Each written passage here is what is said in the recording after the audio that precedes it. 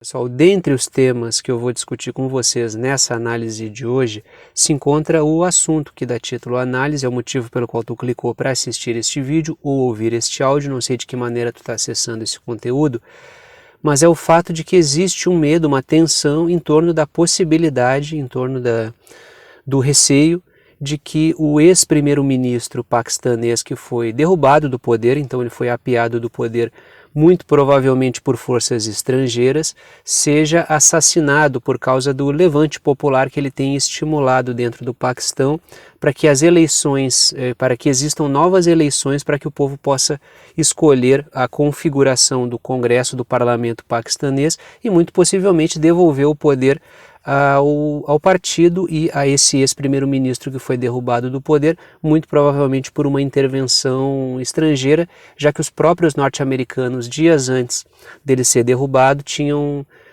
falado a respeito do quanto ele vinha sendo desinteressante para os objetivos atlanticistas no mundo. Então, esse ex-primeiro-ministro tem acusado o fato de que o que levou a um golpe político contra ele foi o fato dele se recusar a promover sanções contra a Rússia e de embarcar na aventura atlanticista, condenando a Rússia pelo que está acontecendo na Ucrânia. Então eu vou discutir isso quando a gente entrar nos nossos 6 pontos de todos os dias. Todos os dias eu trago 6 pontos, são 6 anotações que eu faço para a gente discutir aqui no canal, e os primeiros 3 pontos que eu vou discutir com vocês, as minhas primeiras 3 anotações são sobre este assunto. O quarto, quinto e o sexto pontos eu vou discutir aí um vazamento de informações que demonstra, então, a novidade não é o fato, a novidade é o vazamento de informações. Esses fatos já são anteriores, que é o vazamento de informações que demonstram a participação da inteligência britânica, do MI6, na organização de um golpe contra a Theresa May, que foi uma primeira-ministra britânica, para colocar no seu lugar o Boris Johnson em função daquele contexto do Brexit. Então, o que é o Brexit? É a saída do Reino Unido da União Europeia. Alguns setores financeiros tinham algumas convicções sobre como deveria ser o Brexit. A Theresa May não concordava necessariamente com este modelo de Brexit e ela acabou sendo alvo aí de uma conspiração real, né? Não é nem aquela coisa de teoria da conspiração. As conspirações são reais e a gente tenta teorizar sobre elas aqui no canal. Então, sobre uma conspiração para derrubar do poder a Theresa May e levar ao poder o Boris Johnson, que, segundo esses setores financeiros, iria promover um Brexit ao gosto destes setores, e este é o segundo tema que eu vou discutir com vocês aqui no canal. Então, primeiro, segundo e terceiro pontos sobre a questão do ex-primeiro-ministro paquistanês que está aí, existe a possibilidade de que ele seja assassinado e a gente vai discutir um pouquinho sobre as implicações deste processo para a política paquistanesa, e o quarto, quinto e sexto pontos a gente vai falar um pouquinho sobre a questão deste vazamento de informações que demonstra a participação da inteligência britânica num possível golpe de Estado contra a Theresa May. Eu inclusive vou indicar a fonte para vocês poderem acessar esse artigo e ler um pouco mais sobre isso. É um artigo bastante extenso, mas ele vale a pena porque ele dá um pouco dos detalhes de como funcionam aí as entranhas do poder. Mas antes de entrar nos meus 6 pontos, sempre tem aquele assunto surpresa que eu trago aqui no canal. Ao longo do final de semana aconteceu bastante coisa, tanto é que as 2 análises de hoje vão ser análises sobre notícias, sobre fatos novos, muito mais do que análise de artigo, porque aconteceu bastante coisa no final de semana que merece uma menção aqui no canal, e eu estou limitando, né? Não sei se vocês devem ter percebido, mas eu estou limitando assim, ó, a uma discussão de 3 notícias, pelo menos. Se colocar mais que isso, eu acho que fica bastante confuso e acaba ficando muito superficial. Então eu estou discutindo normalmente assim, ó, quando eu trago notícias para discutir, eu discuto no máximo 3 para poder fazer uma discussão mais adequada sobre cada uma delas e não ficar correndo e bombardeando com muito assunto. Então eu vou discutir 3 notícias nessa análise aqui e vou discutir 3 notícias na outra análise de hoje, e assim a gente consegue fazer uma divisão mais adequada dos conteúdos pelo tempo que eu me proponho a fazer as análises aqui, que são análises em torno de 20 minutos. O fato surpresa que eu trago para a gente discutir antes de entrar nos 6 pontos que eu sempre trago para discutir com vocês, é o fato do Putin ter respondido e ter se pronunciado a respeito da possibilidade de mísseis de longo alcance serem fornecidos para a Ucrânia. Na semana passada, o que eu discuti com vocês aqui no canal? Eu discuti aqui no canal sobre o fato do governo Biden se prontificar a fornecer os sistemas de lançamento de mísseis, mas não se comprometer a entregar os mísseis de longo alcance. Por quê? Porque segundo o governo Biden é um receio absolutamente adequado. Se ele estiver envolvido diretamente no fornecimento de mísseis de longo alcance para a Ucrânia, é praticamente a mesma coisa que os norte-americanos estarem diretamente envolvidos em algum ataque contra territórios na Rússia. Então, o Putin se pronunciou sobre isso, já que o governo Biden falou que vai fornecer os sistemas de lançamento de mísseis, mas não vai fornecer os mísseis. Logicamente, a Rússia já interpretou isso de que maneira? Da maneira adequada, que é o que eu falei aqui na semana passada. Esses mísseis não vão chegar diretamente pelos Estados Unidos, mas vão chegar de algum outro modo estranho lá. O que a Rússia falou sobre isso? Que se houver qualquer utilização de mísseis de longo alcance por parte da Ucrânia, isso significa que o atlanticismo forneceu. E se o atlanticismo forneceu esses mísseis de longo alcance, a Rússia vai começar a atacar alguns pontos que não tinham sido atacados até agora e que estão intactos dentro da Ucrânia. Então foi uma resposta mais dura por parte do governo Putin, ameaçando o fato de que se a Ucrânia utilizar mísseis de longo alcance, e logicamente que isso vai ter o dedo do atlanticismo, algumas regiões da Ucrânia que ainda não foram atacadas, serão atacadas. E creio eu que o Putin está falando aqui de boa parte do território que fica na porção ocidental da Ucrânia, que ainda tem muitos territórios que ainda estão intactos. Tanto é que boa parte do jornalismo de, entre aspas, guerra, que a mídia corporativa está fazendo, é com correspondentes que estão em regiões que muitas vezes não tiveram conflito nenhum. Então eles estão entrevistando pessoas que muitas vezes não sabem sequer o que acontece na porção oriental da Ucrânia, que é uma porção da Ucrânia que tem uma maioria de pessoas de origem russa. Muitas pessoas falam o russo, inclusive tem toda uma polêmica em torno da questão das línguas que são faladas dentro da Ucrânia. Os últimos governos ucranianos têm adotado uma política de estrangulamento do russo dentro da Ucrânia, até por isso tem muitos movimentos que são de origem russa que estão buscando se separar da Ucrânia como um todo, até porque existem movimentos ultranacionalistas que hostilizam pessoas de origem russa dentro da Ucrânia. Então muitas das coisas que acontecem no leste da Ucrânia, os barbarismos que acontecem no leste da Ucrânia por parte do batalhão de Azov, muitas vezes essas pessoas que estão na parte ocidental da Ucrânia sequer sabem. Então muito do jornalismo que é praticado entrevista essas pessoas, logicamente que entrevista essas pessoas não por um motivo assim de descuido, mas por um motivo que tu vai entrevistar alguém que vai falar mais ou menos aquilo que tu espera que seja dito. Tanto é que eu já indiquei aqui trabalhos jornalísticos de pessoas que estão estou falando do Patrick Lancaster, que são pessoas que estão no leste da Ucrânia, entrevistando pessoas que estão sendo atacadas pelo batalhão de Azov. Isso dá uma percepção mais realista a respeito do que está acontecendo na Ucrânia.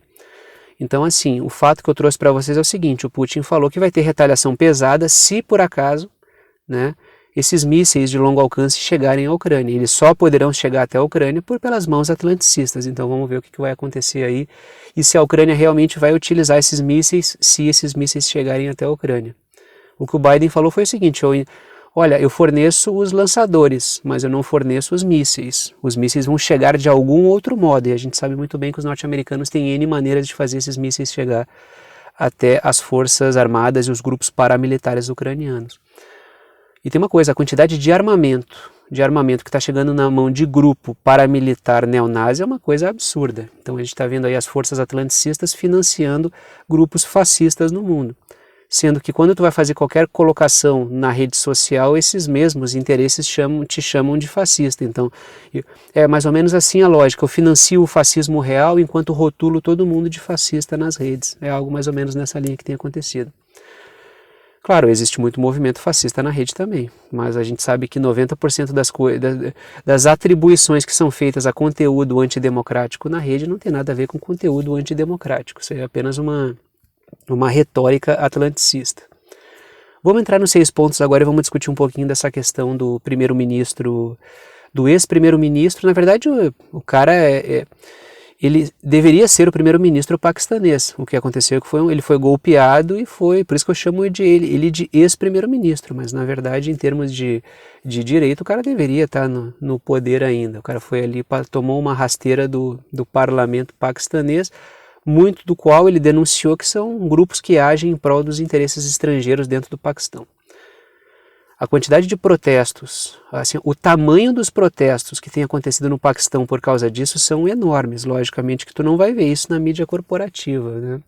Então o que eu indico é que tu vá lá no Yandex, que é aquela ferramenta de pesquisa que eu indiquei, e coloque em protestos Paquistão, só que façam isso em inglês, né? Porque logicamente que em português vai ter muito pouca fonte sobre isso. E observem as imagens dos protestos, os vídeos, que são coisas absolutamente espantosas, assim, o tamanho, a quantidade de pessoas que estão na rua exigindo novas eleições por causa da rasteira que foi dada no ex-primeiro-ministro paquistanês.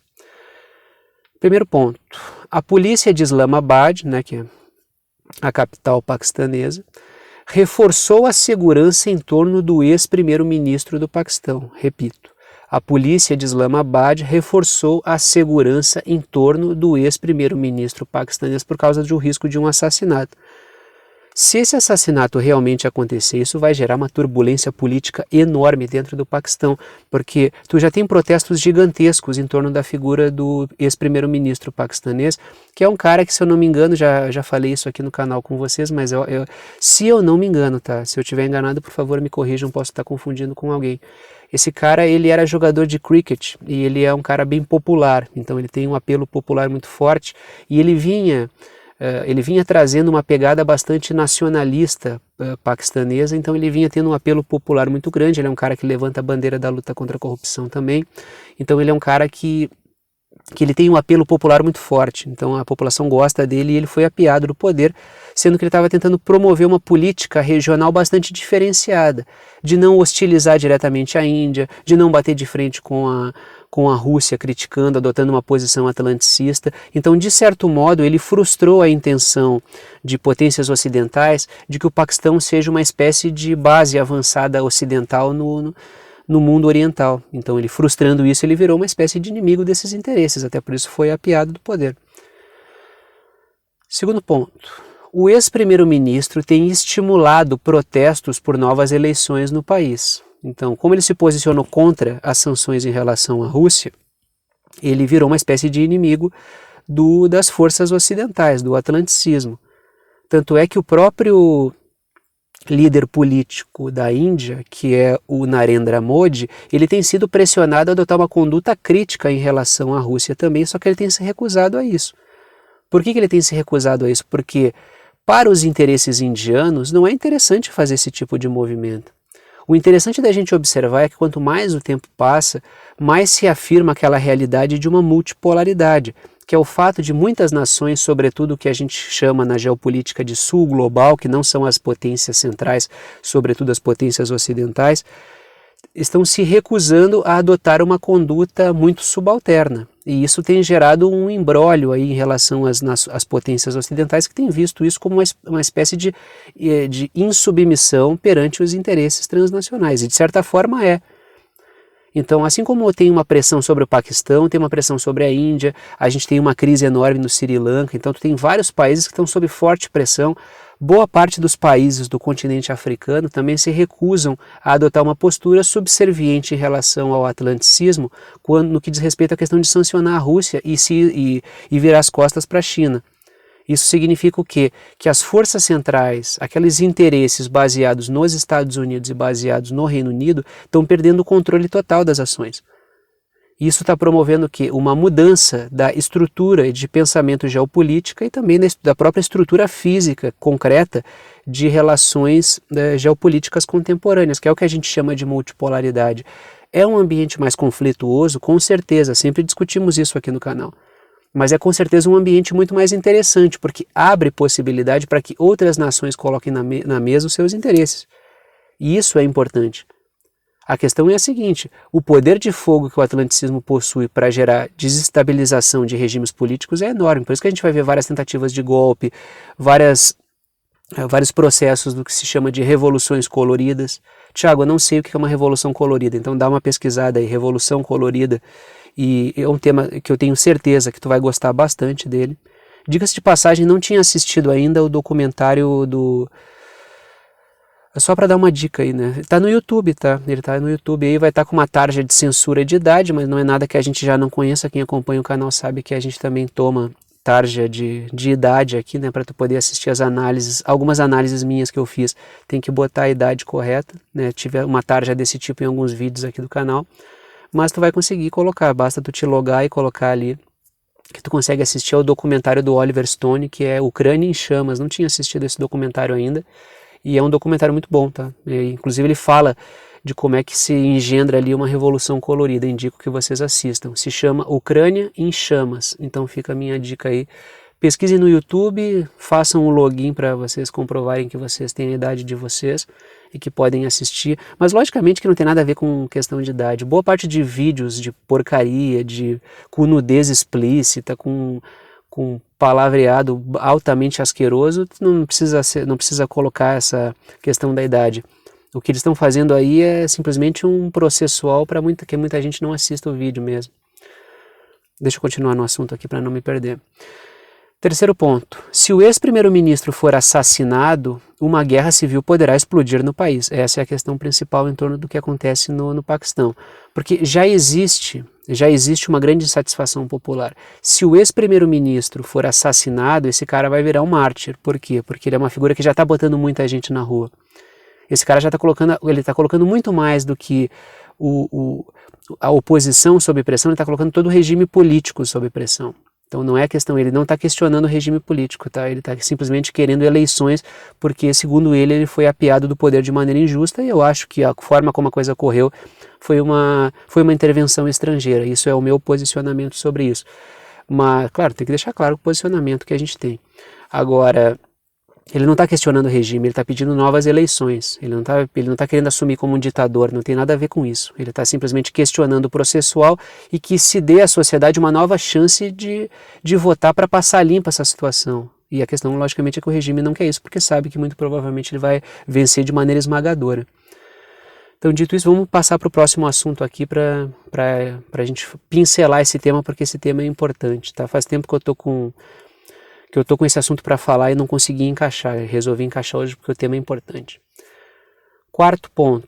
Interesses financeiros apoiaram um golpe da inteligência britânica contra Theresa May. Repito, interesses financeiros apoiaram um golpe da inteligência britânica contra a Theresa May, que é uma ex-primeira-ministra britânica. Esse artigo, sim, um artigo muito bom sobre isso. Acho que esse material originalmente é do Grey Zone, tá? Grey Zone. Já indiquei vários artigos do Grey Zone aqui, então tu pode pesquisar esse artigo do Grey Zone.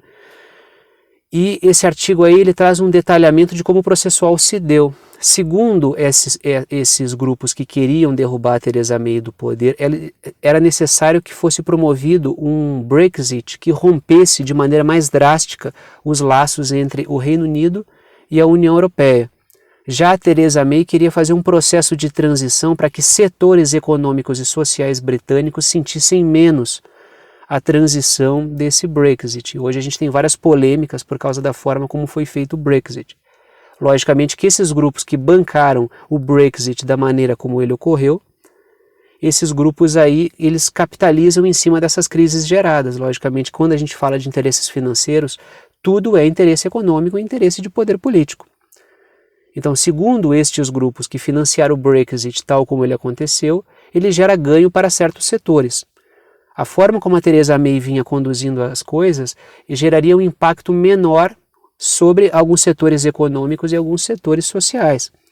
Por isso que ela teve ela foi alvo dessa tentativa, não foi uma tentativa, foi uma conspiração real para derrubar a mulher do poder, tá? Tiago, não me recordo, então dá uma pesquisada no contexto do Brexit, coloca aí Theresa May Brexit, dá uma lida sobre o assunto, que tu vai ver algumas diferenças entre o Boris Johnson e o que a Theresa May vinha propondo para o Brexit. Sempre importante ampliar os estudos, né? Sempre sugiro que tu faça essas pesquisas aqui. Nunca te restringe ao que eu estou falando, sempre vai além, pesquisa. Enquanto eu estou falando, faz umas anotações, pesquisa depois, vai tirando as tuas dúvidas aí. Quinto ponto. O modelo de Brexit apresentado por Theresa May isso segundo o artigo do Grayzone, tá? Iria colidir com interesses e projetos de caráter atlanticista. Inclusive ali no contexto do artigo aparece que os britânicos iam pedir um auxílio dos Yankees, né, um auxílio de instituições norte-americanas. A CIA é citada, inclusive o Henry Kissinger, ou Kissinger, é citado no meio desse artigo aí. Então vale muito a pena ler o artigo para tu ter assim uma ideia do entrelaçamento entre essas oligarquias britânicas e as oligarquias norte-americanas. Então tem todo um entrelaçamento que, se tu for remeter à história, a gente volta para o período colonial aí, que são oligarquias que têm fortes laços estreitos de investimentos. Por isso que a gente fala de oligarquias transnacionais. Por quê? Porque os interesses desses caras, eles extravasam os limites da fronteira. Esses caras não têm nenhum apego à pátria nenhuma, né? Tanto é que eu repito o que eu sempre falo aqui no canal. A pátria desses oligarcas transnacionais é o dinheiro, a pátria deles é o dinheiro. Eles não têm nenhum apego à bandeira, ou nenhum apego a povo nenhum, a território, não tem nenhum pingo de carinho por lugar algum. Onde eles puderem promover o seu saque, eles promovem o seu saque. O que eles fazem com o Estado norte-americano e o Estado britânico é utilizar as ferramentas de Estado para aumentar o seu poder. Não tem nada a ver com nenhum apego ao Estado ou nenhuma identificação com o território, com o chão. Não tem nada a ver com isso. Sexto e último ponto.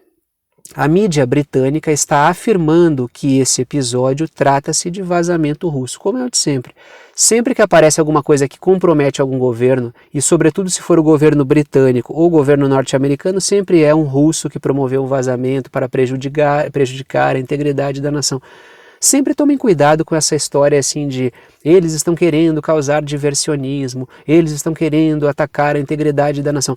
Existe gente querendo atacar a integridade da nação? Com certeza, mas quando isso vem do discurso atlanticista, pode desconfiar disso aí, que normalmente eles vão acusar grupos investigativos, jornalismo investigativo, de ser agentes da Rússia ou serem agentes da China e assim por diante, tá? Então, dito isso, vou parando por aqui. Gostou do canal, gostou da análise, quer saber como apoiar esse canal independente?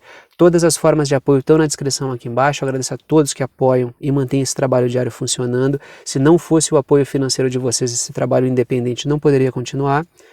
Então tu pode ajudar pelo Pix, a chave Pix é uma chave de e-mail, tá na descrição aqui embaixo, é pixverdadeconcreta@gmail.com, pixverdadeconcreta@gmail.com, é uma ajuda solidária para manutenção do canal, então não estabeleço nenhum valor, o conteúdo todo fica aberto e doa quem pode, doa quem quer, é uma ajuda realmente para manutenção do canal. Ou tu pode doar via Apoia-se, que é uma plataforma de apoio virtual, pode ajudar por boleto ou por cartão, também no valor que tu quiser. Repito, é um apoio solidário. O link é apoia.se/verdade concreta, apoia.se/verdade concreta. Dito isso, vou parando por aqui e tchau para vocês.